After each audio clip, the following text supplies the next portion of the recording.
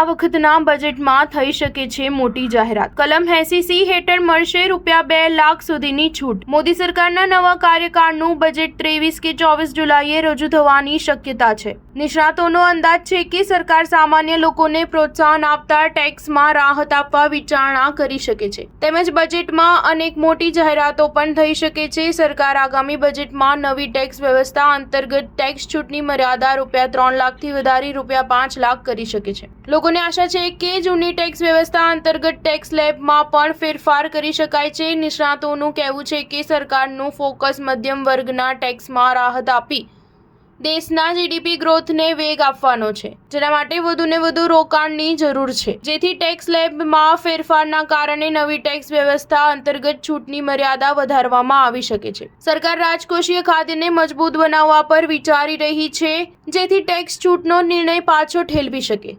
સરકાર ચાલુ નાણાકીય વર્ષ માટે જીડીપી ગ્રોથના 5.1% રાજકોષીય ખાદ્ય હાંસલ કરવાનો લક્ષ્યાંક ધરાવે છે। સરકારને અપેક્ષા છે કે સરકાર બજેટ દરમિયાન આવકવેરા અધિનિયમ 1961ની કલમ 80C હેઠળ ટેક્સ છૂટની મર્યાદા વધારી શકે છે।